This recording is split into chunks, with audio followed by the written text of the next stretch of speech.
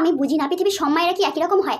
তোমরা এই পুরো ভিডিওটা দেখো, তারপর তোমরা প্লিজ বিচার করে এটুকু বলো। আচ্ছা, পৃথিবীর প্রত্যেকটা মায়েরা একই রকম ডায়লগ দেয় আর একই রকম কথা বলে। আচ্ছা, মায়েদের কি কোনো কোর্স করানো হয়? ঘরে থাকলে বলবে এটা কোন ঘরের কোণে বসে আছে, ওর একটু বাইরে জগৎটা দেখ, ভালো করে দেখ বাইরে বেরিয়েছে কোথায় কি হচ্ছে না হচ্ছে। সারাক্ষণ মরার মতো ঘরের কোণে চুপ করে বসে আছে ছোট জগন্নাথ কোথাকার। আর যদি বাইরে যাই তখন বলবে সারাক্ষণ বাইরে পড়ে আছে, একটু করে তোর ঘরে মন বসে না কেন রে? ঘরে দুটো কাজ করতে পারিস না? সারাক্ষণ বাইরে টকাস টকাস করে বন্ধুদের সঙ্গে ঘুরতে হবে। এবার বাইরে বেরোস তো ঠ্যাং ভেঙে হাতে রেখে দেবো।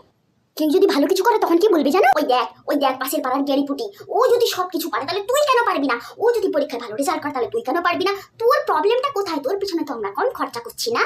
কেউ যদি বাজে কিছু করে তখন কি বলবে জানো? আমি বুঝি না, ও যেটা করছে তোকেও কি সেটা করতে হবে? ঝাড়তে তোকেও ঝাড়তে হবে। ও যদি বিষ খায় তোকেও বিষ খেতে হবে। ও যদি ল্যাং মারে তোকেও কি ল্যাং মারতে হবে নাকি? আমি যদি সারাদিন অফিসের কাজ করি আর প্রচুর ব্যস্ত থাকি আর কাজের মধ্যে যদি নিজেকে ডুবিয়ে রাখি, তখন মায়েরা বলবে সারাদিন ব্যস্ত, একটুকুনি কি মায়ের হাতে হাতে কাজ করে দেওয়া যায় না? একটুকুনি কি মায়ের পাশে এসে বসা যায় না? বল, সারাক্ষণ কাজ আর তো কেউ কাজ করে না, ও তো কাজ নিয়ে একাই পড়েছে। আর যখন আমি ফ্রি ভাবে বসে থাকি তখন প্রত্যেকটা মায়েদের একটাই ডায়লগ, সারাক্ষণ শুয়ে বসে কাটাচ্ছে। আর যদি আমি দেরি করে ঘুমাই তখন বলবে একটু ঘুমা, চোখটাকে একটু রেস্ট দে, সারাক্ষণ ফোনের মধ্যে খুটুর খুটুর খুটুর খুটুর কেন করছিস?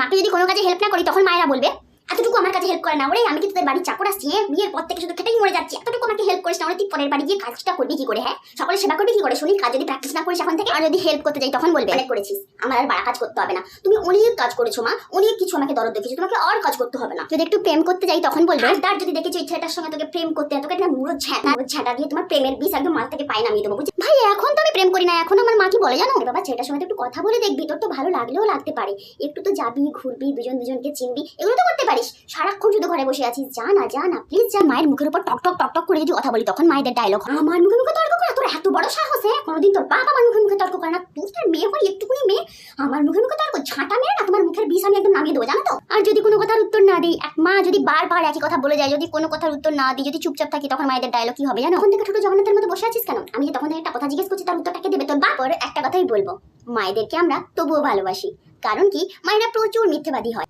পৃথিবীর মধ্যে সব থেকে বড় মিথ্যেবাদী হলো মা, কারণ মায়েরা আধা পেটা খেয়ে চোখের জল কাপড়ের কোণে মুছে আমাদের পেট ভরিয়ে দেয়। এটাই হলো মায়েদের সব থেকে একটা বড় গুণ।